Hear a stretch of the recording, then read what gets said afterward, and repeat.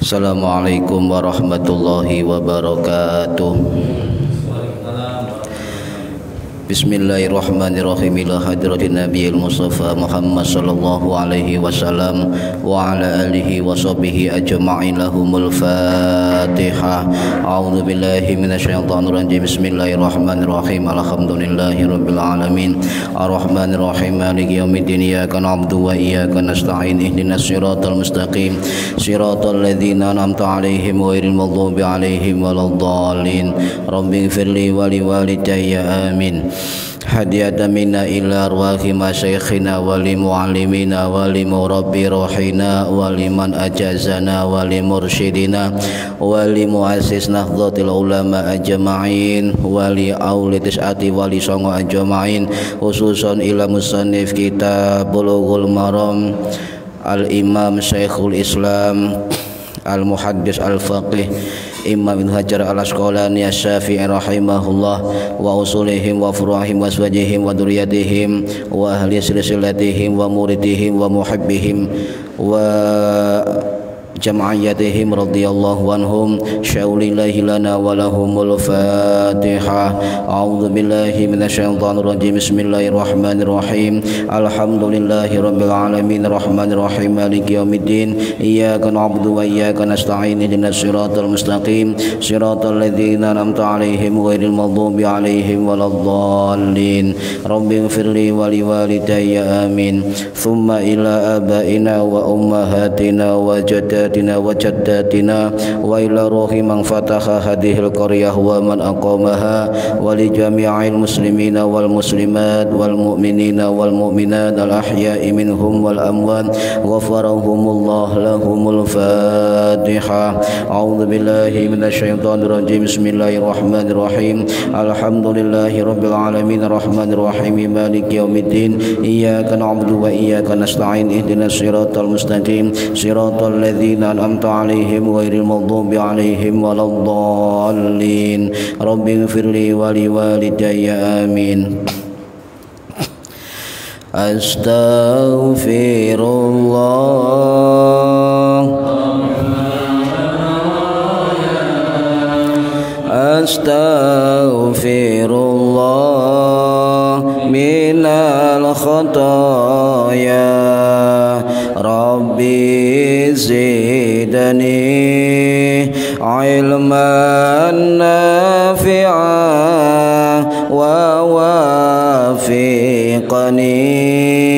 amalan salihah. Tambah suwe awak tambah tua, tambah suwe umur tambah sudah, tambah dunya lali sing kuwasa, tambah dosa mlebu neraka.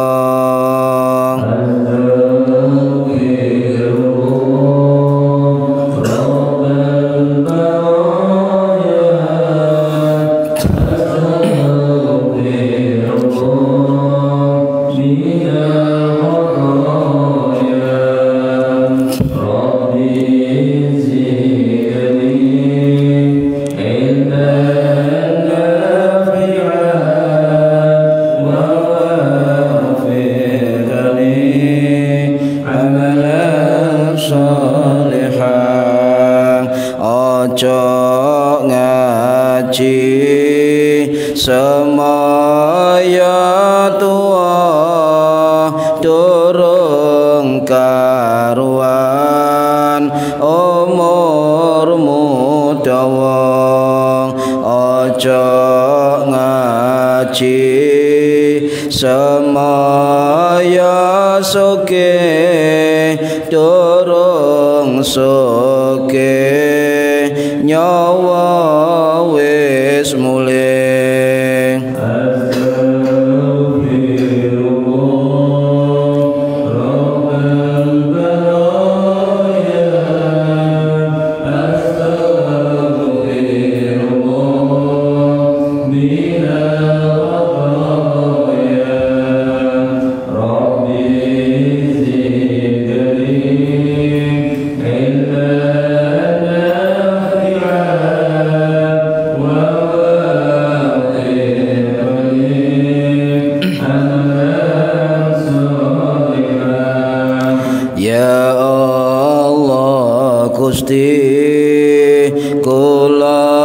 nyuwun pinaringan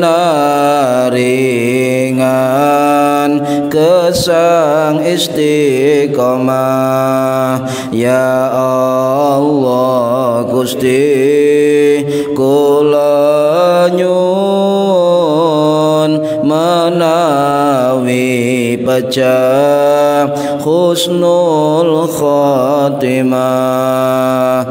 Amin ya Allah, amin ya Allah, amin ya Allah, amin ya Allah. Al-Fatihah.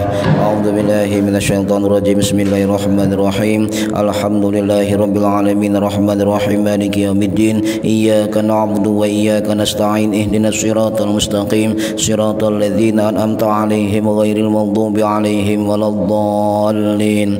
Rabbighfirli wa liwalidayya amin.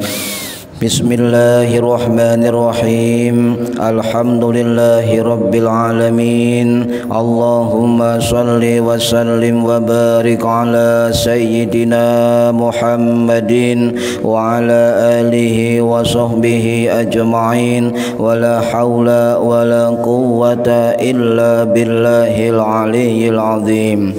Amma ba'du, yang saya hormati para bapak, para ibu, jamaah pengajian rutin Kitab Bulughul Maram.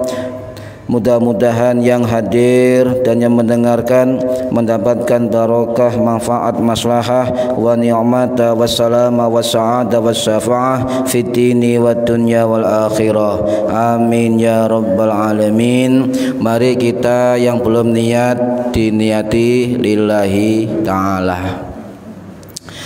Para hadirin, para bapak yang saya hormati, ya, sekarang hadis yang ke-6, ya. Hadis yang ke-6. Bismillahirrahmanirrahim. Halaman pinten? Halaman 12. Bismillahirrahmanirrahim. Wa an rajulin lan saking wong lanang, diriwayatkan dari seorang laki-laki, sahiban nabiya kang ngancani sapa rajul ing Kanjeng Nabi, atau dari salah satu laki-laki sahabat Kanjeng Nabi Muhammad sallallahu alaihi wasallam. Qala, berkata siapa rajul, naha nyegah sapa Rasulullah sallallahu alaihi wasallam. Ya, jadi Rasul melarang atau mencegah. Mencegah apa? Antah tasila ing yento adus sapa almar'atu wong wadon bifardir rajuli kelawan banyu turahane wong lanang, awir rajulu utawa adus sapa wong lanang bifadlil mar'ati kelawan banyu turahane wong wadon. Wal ya'tarifa lan becik nyawu sapa wong lanang lan wadon jami'an hale kabeh. Akhrajahu ngetoaken ing hadis sapa Imam Abu Dawud rahimahullah, wan Nasa'i lan Imam Nasa'i rahimahullah, wa isnaduhu lan utawi sanate hadis iku sahihun, hadis sahih. Jadi terjemahnya Indonesia begini, dari seorang laki-laki sahabat Nabi Muhammad sallallahu alaihi wasallam berkata bahwa Rasulullah mencegah orang laki-laki mandi dari sisa mandinya orang perempuan, atau orang perempuan ya dicegah atau dilarang mandi sisanya kaum orang laki-laki. Yang paling bagus wal yahtarifa jami'an, keduanya saling menciduk. Apa bahasa Indonesia menciduknya? Apa itu ini ya, bersamaan. Nah, para hadirin rahimakumullah, ini saya harus hati-hati membahas kitab ini sebab ini adalah Bulughul Maram, karena syarahnya itu puluhan kitab ya. Apalagi hadis ini berbunyi begini, an rajulin, dari seorang laki-laki. Di situ tidak sebutkan nama sahabat ya, tidak ada kan. An rajulin, dari seorang laki-laki. Wa an rajulin sahiban nabiyah, Jadi ada laki-laki salah satu sahabat Nabi.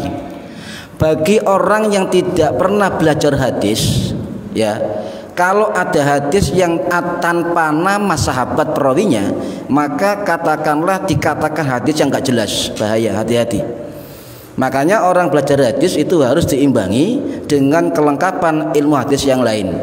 Jadi belajar ilmu mustalah hadis, ilmu rijalul hadis, ilmu riwayah-riwayah hadis, juga biografi ulama hadis, istilah-istilah dalam hadis. Wah, banyak ya. Kalau belajar sekitar 12-an ilmu yang melengkapi tentang ilmu hadis. Lah kapan kamu tahu ya? Terlalu banyak. Nah, saya jelaskan begini biar nggak salah paham. Sebab saya pernah menemui dulu orang ketika mengutip sebuah hadis dan tanpa nama seorang sahabat, entah itu anrojulin, ya, imroatin, ya, ummun atau fulan dan sebagainya, dikatakan hadis itu nggak jelas. Maka saya jawab, sing nggak jelas ya sampean, sebab nggak paham tentang periwayatan sebuah hadis. Nah, anrojulin dari laki-laki siapa? Ini pasti adalah seorang sahabat. Pada muqaddimah kitab ini, Imam Ibnu Hajar Al-Asqalani Asy-Syafi'i rahimahullah sudah mengatakan bahwa hadis-hadis saya kutip dalam kitab ini adalah hadis-hadis sahih. Ya kan? Hadis sahih. Nah, berarti kalau ada hadis yang tanpa sahabat, anrojulin misalnya kan, itu kalau dilihat riwayat sanadnya, tadi hadisnya terakhir dikatakan wa isnaduhu sahihun, sanadnya sahih. Dari siapa? Dari Imam Abu Dawud rahimahullah, dari Imam Nasa'i rahimahullah. Dan kedua imam ini adalah murid dari Imam Hambali, murid dari Imam Muslim, dan murid Imam Bukhari. Ya.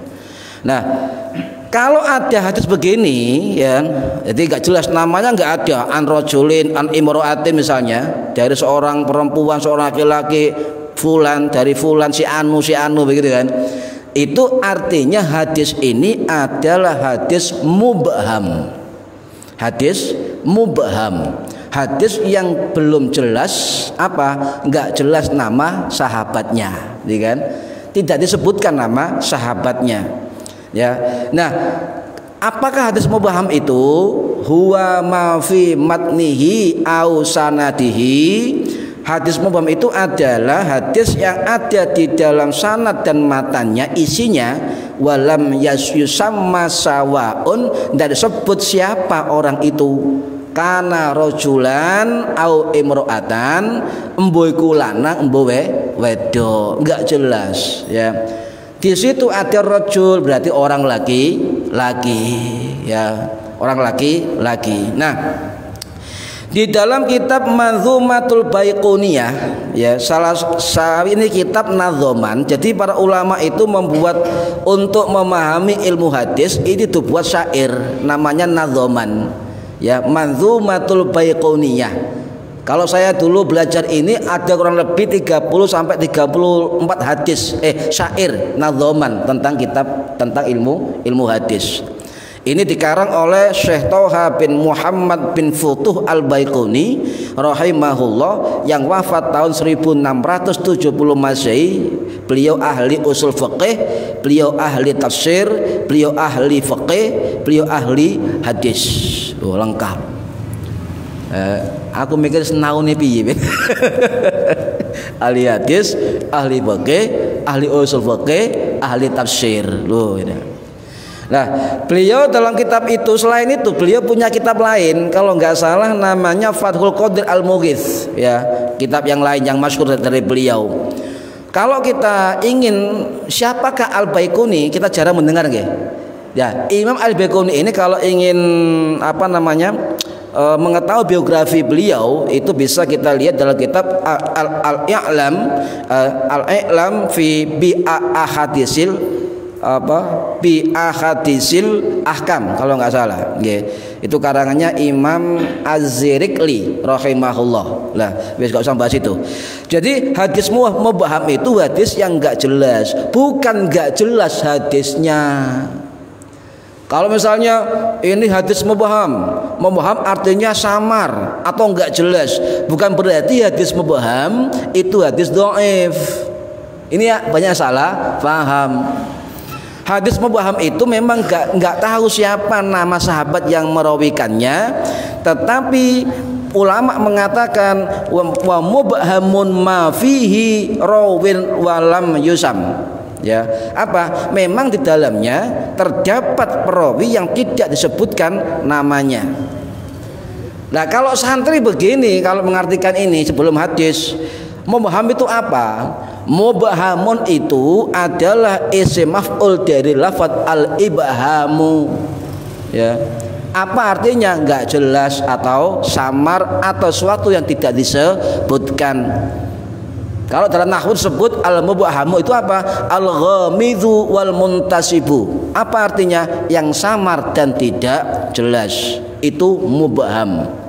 Ya, bukan enggak jelas hadisnya, enggak jelas siapa perawi hadis an tadi. Ya. Nah, kemudian para hadirin, sekarang kita coba definisi hadis mubham itu apa? Ya. Jika sebutkan banyak kitab ulama hadis banyak tentang ini kalau kita belajar. Ya, ada kitab Taisir Mustalah Hadis karangannya Syekh Mahmud Tohan Al-Kuwaiti. Beliau seorang ahlul bait yang nasabnya itu jalurnya sambung kepada Hasan bin Ali bin Hasan bin Abi Thalib radhiyallahu anhum. Ini dijelaskan tentang hadis mubham detail. Ada juga kitab lain kalau kita ingin senau, kitabnya ulama Nusantara yang menjadi imam di Mekah, wafat di Mekah, di Ma'la. Sinten dalam kitab Diwanun Nazar Syarahu Manzumatu Ilmi Athar, karya Syekh Al-Faqih Al-Muhaddis Al-Imam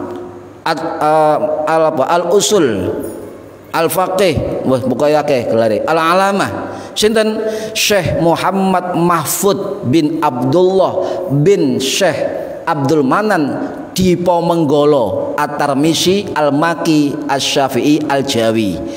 Waduh, Arab ngoten pancen ini Arab. Kalau misalnya jenenge napa? Pak Satiman, Muhammad Satiman Al-Jembri Al-Jawi. Begitu. Jadi ada Al-Jawi dari Jawa, Al-Maki kemudian ke Mekah, ya, kemudian Asy-Syafi'i mazhabnya Syafi'i. Ya. Ini adalah syekh terkenal dengan sebutan Syekh Mahfud Termas. Nah, ini kan pernah dengar nggih? Syekh Mahfud Termas, Syekh Muhammad Mahfud At-Tarmasi, atau dalam kitab lain At-Turmusi sami. Ya, At-Tarmasi, At-Tirmasi, At-Turmusi. Itu Syekh Mahfud, ya. Lah, beliau anaknya Kiai Abdullah, Kiai juga cucunya pendiri Pondok Tremas Pacitan, Raden Abdul Manan Dipo Menggolo. Nah, ini cara diharapno bingung sampean. Adipo Menggoloi. Rahimahumullah. Ya. Nah, kalau saya Termas ini, beliau juga Al-Muqri. Al-Muqri itu gelar orang yang faham Quran, Pak. Ya, hafal Quran, faham Quran, riwayat qiraah juga faham, ya. Itu. Lah kita Al-Muqri apa maca Qur'annya enggak tahu mendino.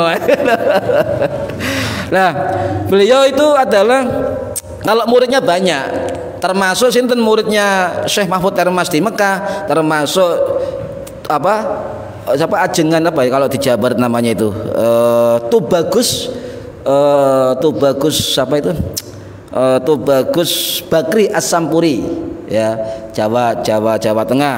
Ada juga Syekh Mukhtar Al-Boguri Bogor, ada Syekh Dimyati At-Tarmasi adiknya, ada Syekh Bakir Yogyakarta, ada Syekh Abdul Mukhid Panji Sidoarjo Siwalan, dia muridnya Syekh Mahfud Termas.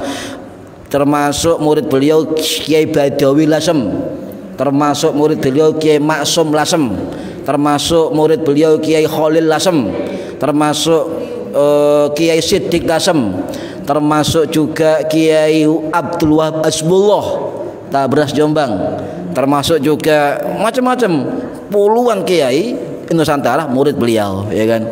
Yang ngarang kitab namanya Kitab Dahwan Nadar tadi ilmi asar yang menerangkan tentang hadis mubham. Ya, beliau sayangnya usia muda meninggal, usia 51 tahun. Ya, dimakamkan di Ma'la, Mekah. Jenengan lek umur haji Bu, Pak, disempatkan ziarah ke Ma'la nggih. Jaraknya pinten sih? 7 kilo kurang lebih nggih. 7 kilo. Di situ ada makam-makam ulama-ulama besar Nusantara termasuk Syekh Syekh Nawawi Al-Bantani dan lain-lain. Termasuk Syekhuna Kiai Haji Maimun Zubair ya, As-Sarani Al-Jawi Al-Maki Asy-Syafi'i. Nah, itu namanya Syekh Mbah Maimun Zubair. Para hadirin rahimakumullah, ada lagi kitab Tadribur Rawi karangannya Imam Suyuti Asy-Syafi'i yang wafat tahun 1505 Masehi, dan banyak kitab-kitab lain yang menerangkan tentang apa itu hadis mubham nggih. Biasanya an rajulin an imra'atin begitu biasanya. Nah, kemudian ada wa isnaduhu sahihun. Ya, saya sebelum bahas isi kitab, isi hadis, saya terangkan dulu ini nanti nyambung ke isi hadis. Wa isnaduhu sahihun, hadis itu sanadnya sahih. Sekarang pertanyaannya, sanad itu apa? Sanad itu kita sering mendengar kan kiai-kiai kita sanad keilmuan gitu kan. Sanad kiai A, sanad keilmuan ini dan sebagainya. Sanad itu apa sanad? Sanad itu adalah mata rantai, ya, mata rantai atau sandaran keilmuan dari mana, ya. Itu namanya sanad. Silsilatur rijal al-masulilatul matan. Rangkaian para perawi, rangkaian mata rantai para perawi yang menghubungkan kepada matan redaksi hadis. Nanti ketemu nanti sinten rajulun tadi pelan-pelan ya. Nah, rawatul hadisil ladzi nakaluhu ilaina. Ini kata ulama Ahlussunnah wal Jamaah. Sanad itu apa? Sanad itu para periwayat mata rantai hadis atau ilmu yang menukilkan atau menyampaikan hadis sampai kepada kita. Nah, itu namanya sanad. Ya. Jadi Rasulullah, sahabat, tabi'in, tabi'in, tabi'ut tabi'in, al-muqaddimin, al-muakhirin sampai pada sekarang ini. Itu ada sanad keilmuan. Kitab ini misalnya saya ngaji ke Darul Ulum Jombang pada Syekhuna Kiai Haji Asad Umar. Beliau muridnya Solo, muridnya Kiai Ali Masum. Kiai Ali Masum muridnya Termas Semarang sampai Sayyid Abbas Al-Maliki sampai kepada pengarang kitab, kan? Jadi ada sanad keilmuan. Sehingga menerangkan ini nggak berani untuk hati-hati banyak syarah dari kitab Bulughul Maram. Nah, para hadirin rahimakumullah, jadi kenapa kok perawinya ini tidak disebutkan hanya rajul? Nah, kita kembali kepada ulama-ulama hadis, termasuk khususnya ulama hadis yang berfaham Ahlus Sunnah wal Jamaah. Bu, lihat YouTube atau apapun ya, batu ireng jenggotan brewon itu belum tentu Ahlus Sunnah wal Jamaah. Dhaif mangke hadisnya karena tidak ada nama perawi hadis di depan redaksi hadis. Hati-hati. Nah, Ibnu Hajar Al-Asqalani itu salah satu ulama hadis besar yang wafat tahun 1449 Masehi ya. Dalam kitab yang lain beliau Fathul Bari mengatakan bahwa hadis-hadis dalam hadis tersebut, maksudnya tadi wa rajulin ya sahiban nabiy dan seterusnya, beliau mengatakan itu adalah hadis sahih wa isnaduhu sahihun, hadisnya sahih ya, hadisnya sahih. Jadi tidak kemudian tanpa ada perawi di depan hadis dikatakan itu hadis lemah, bukan. Ayo kembali pada kaidah rijal hadis. Apa? Contoh, ada kaidah as-sahabatu kulluhum udulun. Apa itu? Yaitu para sahabat Nabi Muhammad SAW adalah orang-orang yang adil. Ini kaidah. Ya, kaidah. As-sahabatu kulluhum udulun. Jadi para sahabat Nabi itu adalah orang-orang yang adil. Ini adalah kaidah atau kaidah yang harus kita sepakati untuk bisa memahami sebuah hadis dari para sahabat, termasuk yang tidak sebutkan namanya. Jadi ada ilmu namanya adalatus sahabah, ya, ilmu adalatus sahabah atau keadilan para sahabat Kanjeng Nabi. Jadi semua sahabat menurut ulama hadis yang masyhur adalah apa? Tadi as-sahabatu tadi ya kulluhum udulun, maksudnya para sahabat Nabi itu orang-orang yang bertakwa juga muru'ah. Apa muru'ah itu? Itu menjauhkan diri dari dosa dan subhat dan haram, kemudian menjalani ibadah dengan tekun dan sebagainya. Nah, kalau kita pakai pengertian Imam Syafi'i di dalam kitab Sunanul Baihaqi itu dikatakan ada 4 ciri muru'ah. Muru'ah itu kewibawaan atau harga diri seseorang, itu muru'ah. Ya, mari kita pertahankan muru'ah Islamiyah, nama baik Islam. Jadi para sahabat Nabi itu orang-orang takwa yang punya muru'ah, punya nama baik, punya sifat takwa, tekun ibadah, orang yang ikhlas. Dan tidak mungkin para sahabat mendustakan sesuatu atas nama Nabi Muhammad Sallallahu Alaihi Wasallam. Tidak mungkin, sebab beliau bertemu langsung dengan kanjeng Nabi Muhammad Sallallahu Alaihi Wasallam. Ya. Nah, kata Imam Syafi'i, kalau kita ingin punya sifat muru'ah itu ada 4 pilar, kata beliau Imam Syafi'i dalam kitab Sunanul Baihaqi. Ya, apa 4 pilar muru'ah seorang Islam? 1 adalah bertakwa, akhlakul karimah. Ini nomor 1. Ya, yang kedua dermawan. Tuh. Sholat sama durung dihitung.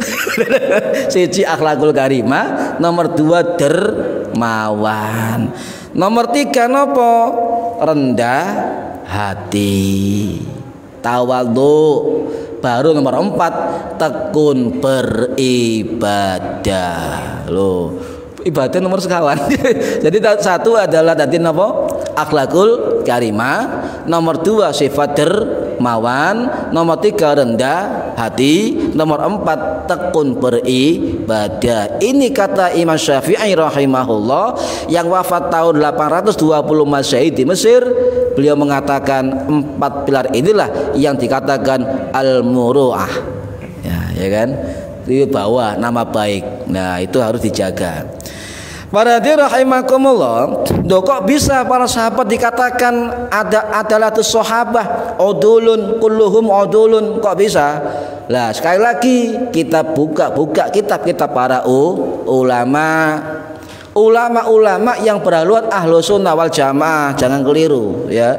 Ahlu sunnah wal jamaah, salah satunya menurut Imam As-Suyuti As-Syafi'i yang wafat tahun 1505 Masehi, ya, beliau mengatakan dalam kitab Tadribur Rawi bahwa yang dimaksud keadilan sahabat itu adalah mereka para sahabat jauh dari maksiat, ya, jauh dari barang haram, jauh dari barang subhat. Dan tidak mungkin para sahabat mendustakan nama kanjeng Nabi Muhammad Sallallahu Alaihi Wasallam, dan juga tidak mungkin mendustakan dan menyandarkan suatu yang tidak benar kepada Nabi Muhammad Sallallahu Alaihi Wasallam.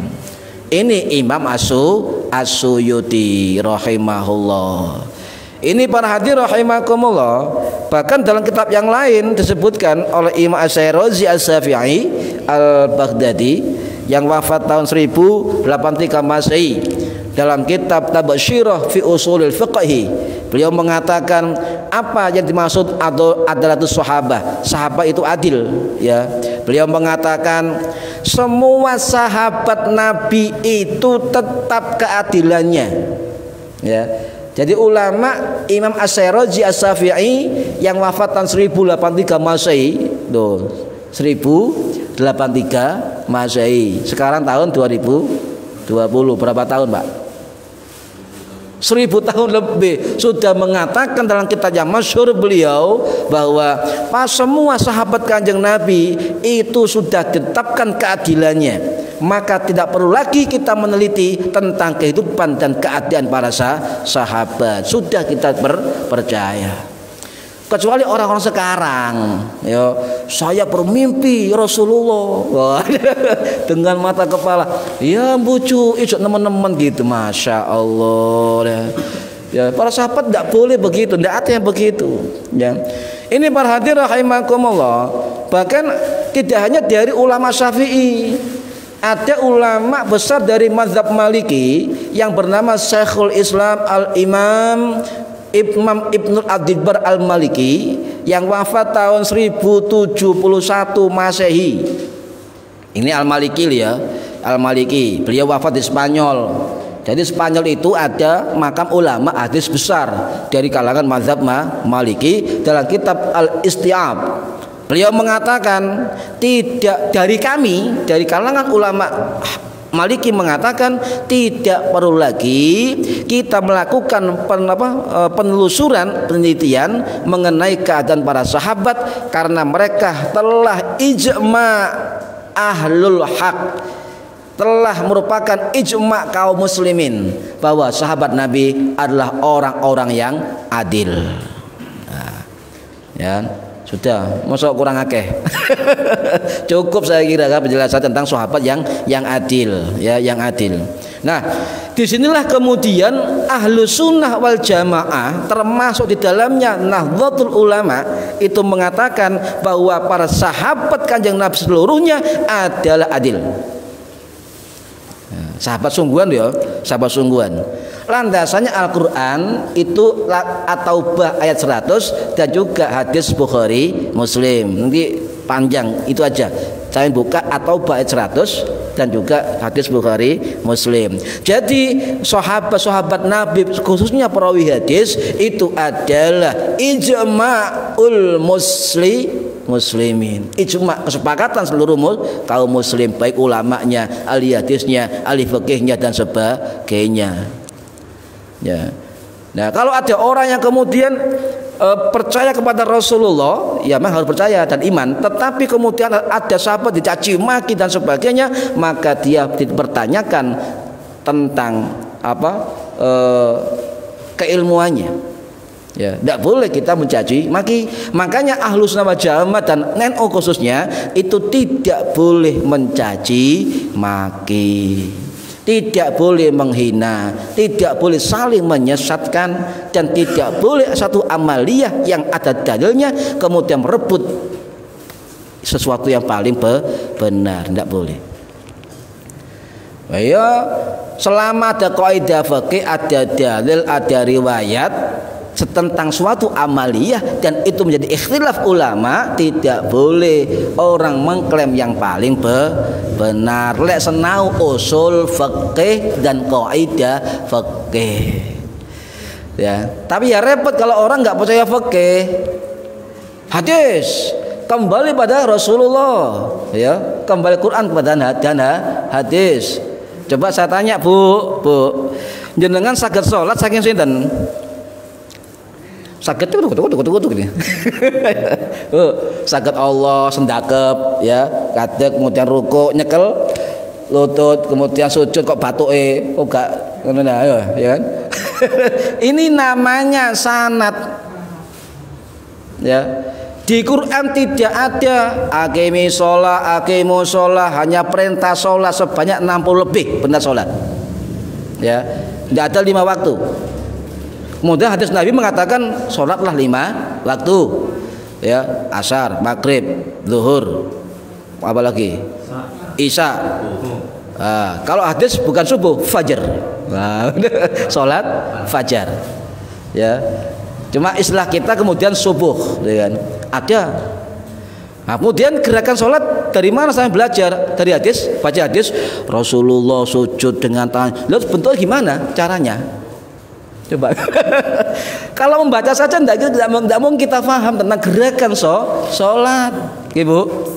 Dari mana jenengan saged sholat? Gerakan let takbir ngeten, sujud ngeten, rukuk ngeten, salam ngeten. Dari mana? orang tua kita, dari guru-guru kita, guru kita di gurunya, gurunya, sampai sahabat, sampai Rasulullah.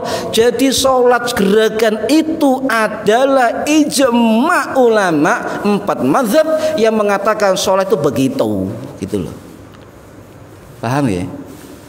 Jadi yang memastikan sholatnya Nabi begini, mazhab Hanafi, mazhab Maliki, mazhab Syafi'i, mazhab Hambali, begini sholatnya. Yang berbeda adalah cara-cara sholat. Takbir harus di sini, ada yang begini, ya itu beda. Kalau gerakan sholat pada prinsipnya sama. Ya, ini kan. Sampai dibujui kalau mengatakan kembali kepada Al-Quran dan hadis, bukan ayo kembali kepada ulama belajar Al-Quran dan hadis. Itu yang betul. Oh. Nggih, ngoten nggih. Lek kembali ke Quran zaman Kanjeng Nabi, zaman sahabat Umar bin Khattab dan Utsman bin Affan, itu gak ono harokate. Tidak ada harokatnya, tidak ada syakalnya, tidak ada fathah kasrah dan sebagainya. Tidak, harus membaca seperti itu. Nah, kayak kotak-kotak ngoten. Fathah kasrah, fathaten, dhammaten, sukun itu bid'ah. Lho nggih. Karena di zaman mushaf Utsman tidak berharokat, tidak bersyakal, tidak ada sukun, tidak ada titik. Baru pada abad-abad 700-800 muncullah Ibnu Khalil Al-Farahidi, Ibnu Miskawai dan sebagainya yang menemukan titik-titik, syakal, fathah, kasroh, memudahkan generasi akan datang memahami Al-Quran. Berarti itu bid'ah hasanah, bid'ah yang baik. Ya, betul. Kok mbak bid'ah biar bareng. Nah, kembali lagi para hadirin rahimakumullah, ya. Kemudian naha, ya. Kemudian apa? Naha mencegah atau melarang Kanjeng Nabi. Naha ini maksudnya begini. Kalau kita belajar hanya terjemahan, pasti jawabannya Nabi melarang. Ya kan, terjemahan ya. Kalau sudah mengatakan terjemahan melarang, sing gak tahu belajar ngaji haram. Hati-hati. Hati-hati. Karena naha ini memang ada arti dilarang, tetapi dalam ilmu nahwu itu bisa mencegah. Nah ini kan, makanya orang belajar hadis itu harus kembali ke ulama. Belajar hadis gitu, bukan kembali ke hadis. Belajar kembali ke ulama untuk belajar Al-Quran dan hadis. Begitu yang betul. Nah, naha Rasulullah, loh, apakah artinya melarang? Memang terjemahnya begitu. Coba sama lihat di Google sebagainya. Naha, Nabi melarang. Padahal dalam ulama hadis beda pendapat. Apakah naha itu melarang secara tekstual sebagaimana arti hadis? Atau ulama yang mengatakan, oh itu larangan yang sifatnya bukan haram, begitu.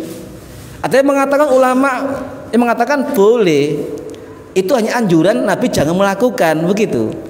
Jadi ini harus paham tentang kalimat hadis. Coba sampai berpikir, wah hadis ini jelimet seru kan belajar. Lah kalau kembali ke hadis ya sama belajar kemana? Ya, makanya saya sering mengkampanyekan, ayo kembali ke ulama untuk belajar Al-Quran dan hadis itu ya. Nah, para hadirin rahimakumullah, bahkan Ibnu Hajar Al-Asqalani rahimahullah dalam kitab Fathul Bari mengatakan hadis naha tadi ya, naha Rasulullah mengatakan itu bukan haram. Memang konteks teksnya itu dilarang atau melarang, tetapi Ibnu Hajar Asqalani mengatakan itu adalah makruh, ya, makruh tangzih, makruh tangzih, ada makruh tangzih. Apa makruh tangzih itu? Makruh yang memang dilarang tetapi dilakukan tidak berdosa, iku makruh tanzih. Ada makruh tahrim, makruh yang dilakukan tapi mengandung berdosa. Lah, Ibnu Hajar Al-Asqalani salah satu ulama acuan ilmu hadis dalam faham mazhab Syafi'i atau Ahlussunnah Jamaah itu mengatakan bukan haram, bukan dilarang murni, tetapi hukumnya adalah makruh, dan ini yang diambil oleh ulama-ulama Syafi'i. Paham ya? Nanti pelan-pelan saya jelaskan pelan-pelan ya. Nah, di dalam fikih dikatakan karohatut tangzih, jadi dilarang yang makruh tanzih ya. Contoh ngeten, perbuatan yang dilarang memang dilarang tetapi tidak mengandung dosa. Contoh Bu ngeten, contoh jenengan misale ya itu tidak memakai keutamaan di dalam perilaku sehari-hari. Contoh sampai mangan dengan tangan kiwa, tangan kiri, itu makruh tanzih, tetapi sampai melakukan tidak berdosa.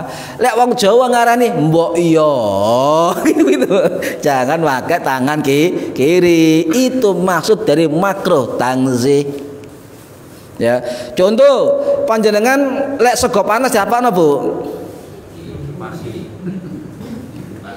Tahe panas, kopi panas.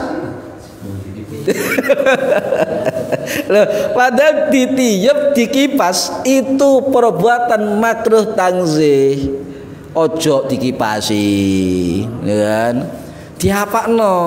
Nah, ini biarkan ya. Angkat-angkat kuku masuk ngilangi corona kan. Ada tenggorokan. Loh, ini makruh tanzih. Cuma dengan melakukan tidak berdosa.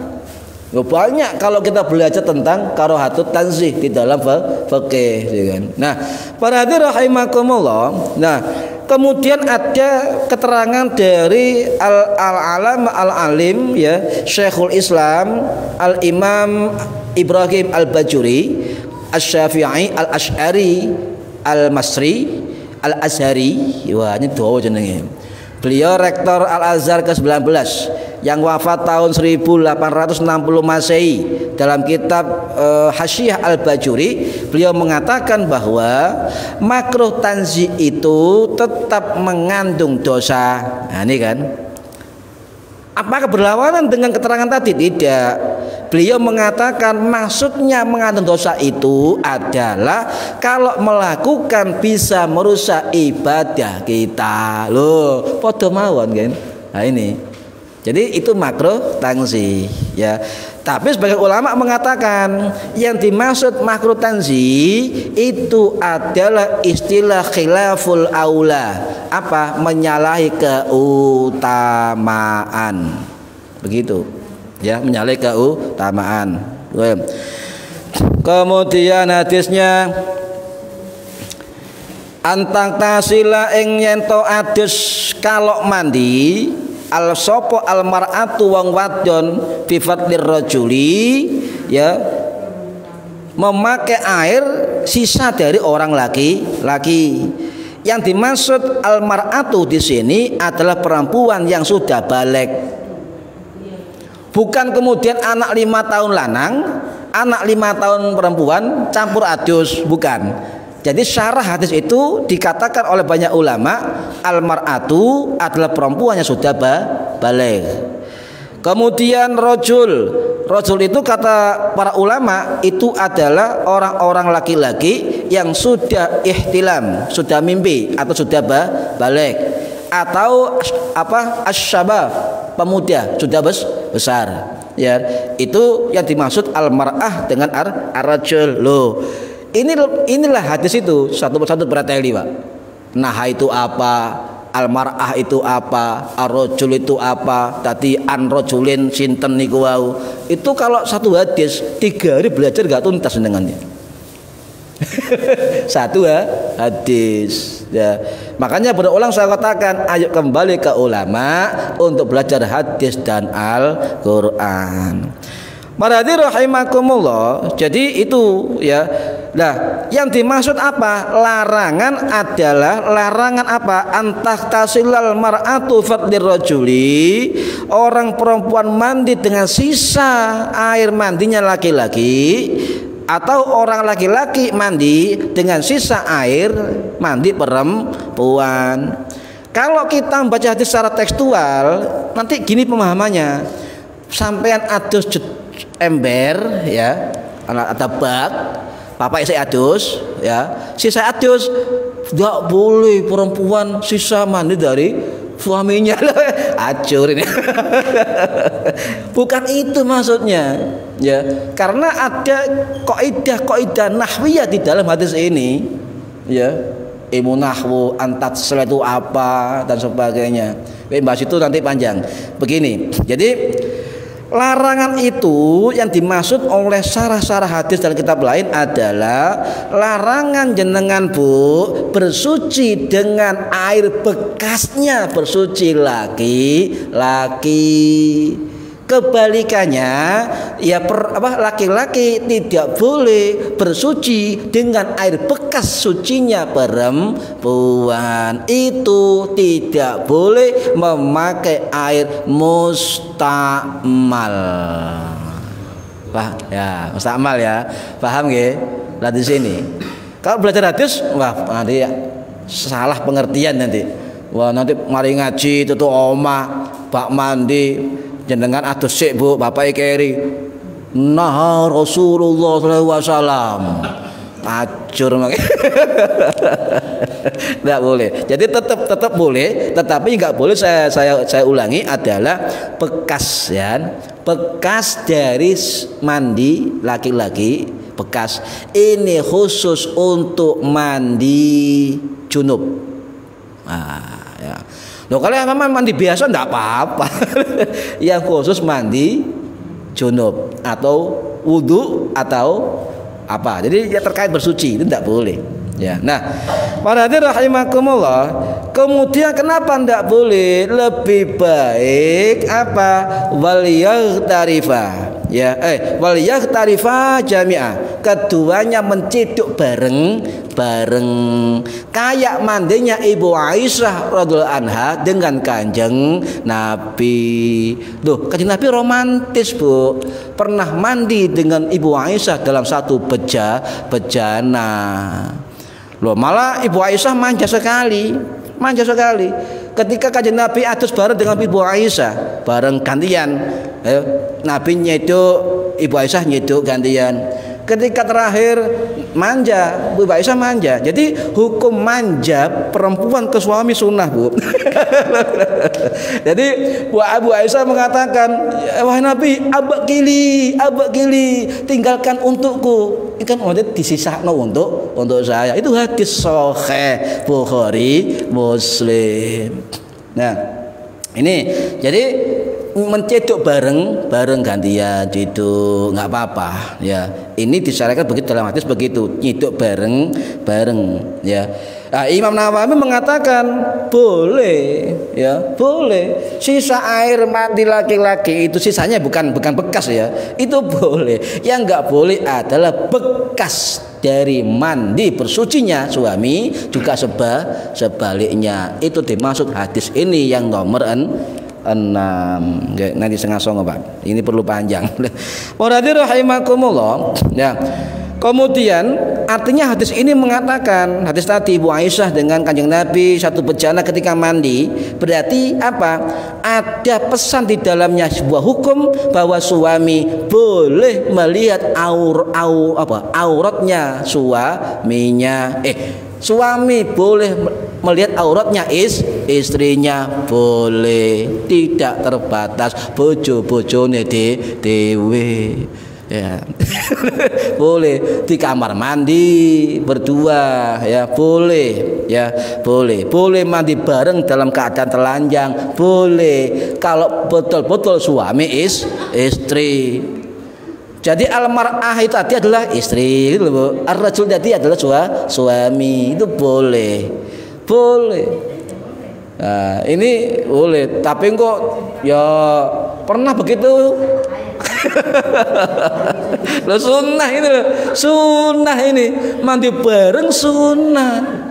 Berarti kalau sampai mandi bareng dengan suami panjenengan atau jenengan dengan istri jenengan meniru Ibu Aisyah dengan Nabi Muhammad sallallahu alaihi wasallam. Ya. Jadi sunnah ndak kaku. Sunnah mandi sunnah kayak tadi ya sunnah begitu ya. Nah, para hadirin rahimakumullah, sehingga hadis yang diriwayatkan oleh Imam Nasai dan Abu Dawud ini sanadnya sahih.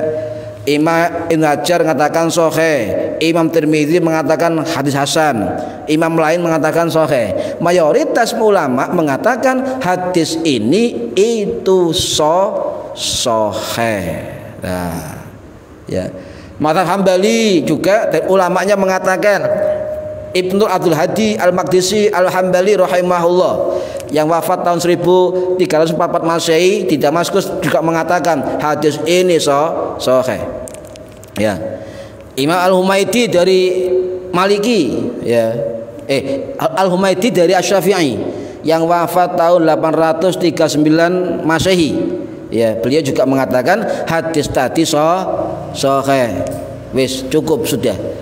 Saya cuman pernah dengar enggak Imam Al-Humaidi? Pernah mendengar? Imam Al-Humaidi Al-Maki Asy-Syafi'i, pernah dengar? Ulama hadis yang wafat 934 Masehi loh. Enggak pernah dengar. Beliau saya akan terangkan sedikit. Beliau adalah guru besar ulama-ulama hadis. Beliau gurunya Imam Bukhari, Imam Muslim, Imam Abu Dawud, Imam Nasai, Imam Tirmidzi, Imam Abu Zur'ah, Abu Khatim Ar-Razi dan lain-lain. Imam Al-Humaidi. Jadi sebelum ada Imam Bukhari, Imam Muslim, ada satu orang yang sangat masyhur ulama hadis besar, namanya Imam Al-Humaidi. Yang nggak ada anak diarani Al-Humaidi, tabarukan kepada ulama Imam Al-Humaidi. Ya ini ya. Kemudian terakhir Imam Baihaqi itu mengatakan hadis tadi adalah sahih dan perawi hadisnya sampai ke Rasulullah itu siqah terpercaya. Wis tuntas. Ini tentang sanad hadis ya, sudah sahih. Ini penting belajar hadis. Nah, para hadirin rahimakumullah, jadi apakah boleh perempuan laki-laki suami istri satu bejana dalam mandi? Boleh. Bojone dhewe lho ya syaratnya. Loh ya, istri sendiri, suami sendiri boleh mandi dalam satu jeding. Kamar mandi wong loro boleh. Wis tegas saya katakan boleh. Tetapi mazhab Hambali mengatakan tidak boleh. Ya boleh. Tapi jumhur ulama mengatakan mazhab Syafi'i, mazhab Maliki, mazhab Hanafi plus ditambah dengan jumhur ulama fikih mengatakan boleh dalam keadaan mandi biasa maupun dalam keadaan junub boleh. Jadi habis kikuk kemudian mandi berdua itu boleh. Ya ini, jadi boleh.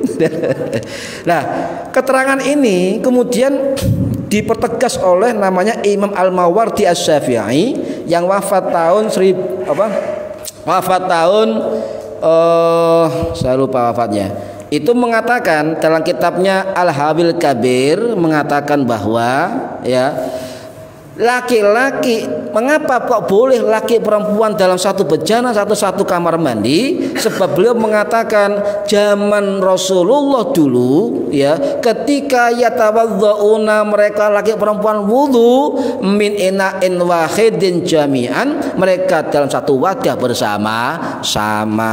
Ini hadis sahih ya. Jadi jelas ya. Jadi hadis itu larangan bukan haram ya. Larangan bukan haram. Sisa ayat tadi ya.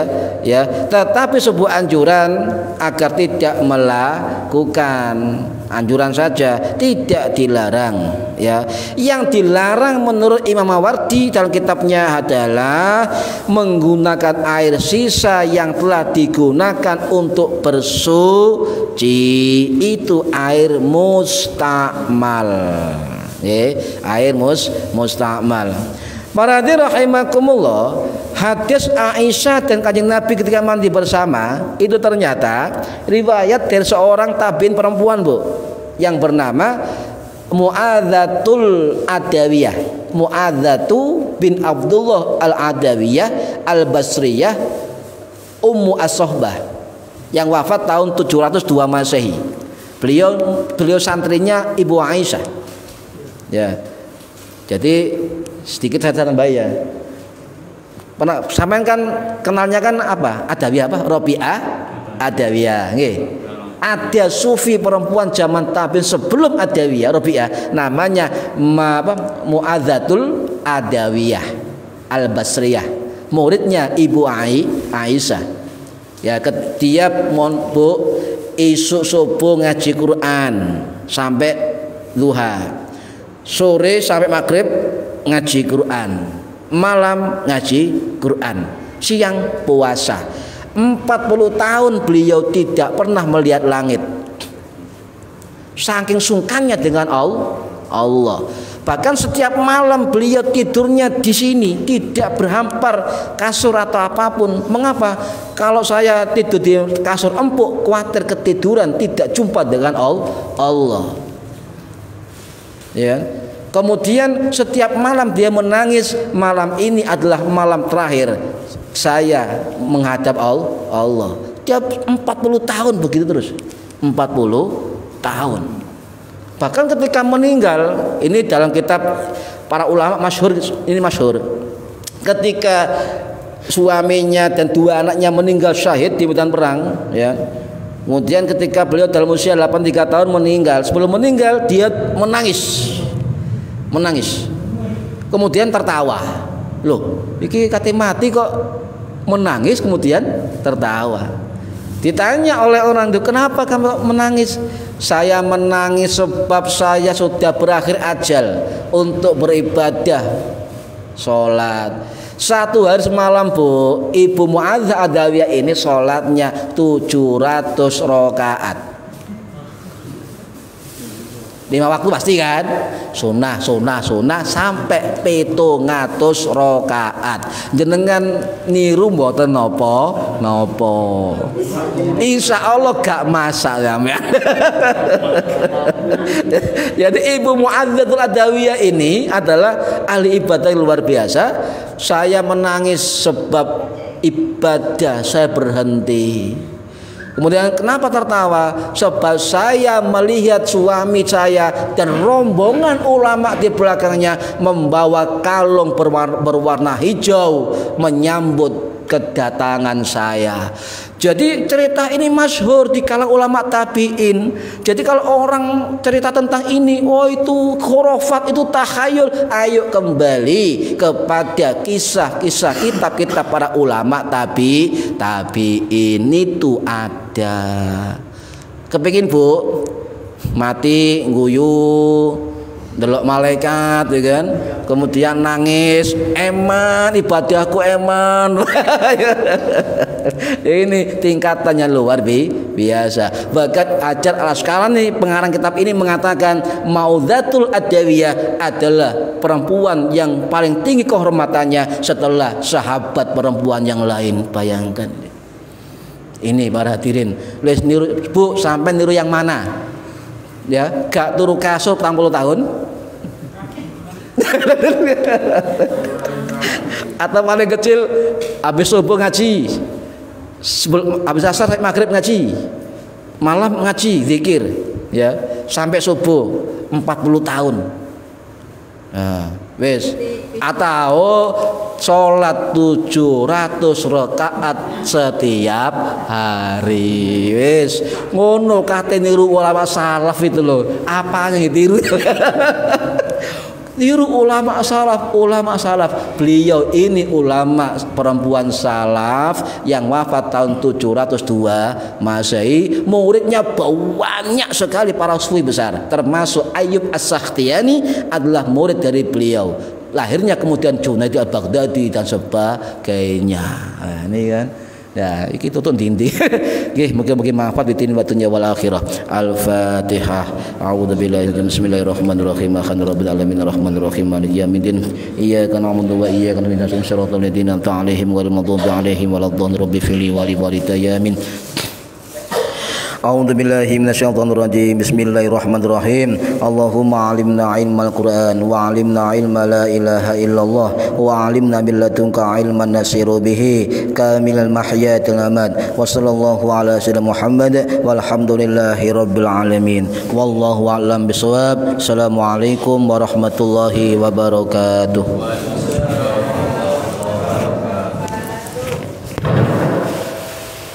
Dari ketahuan masalah mandi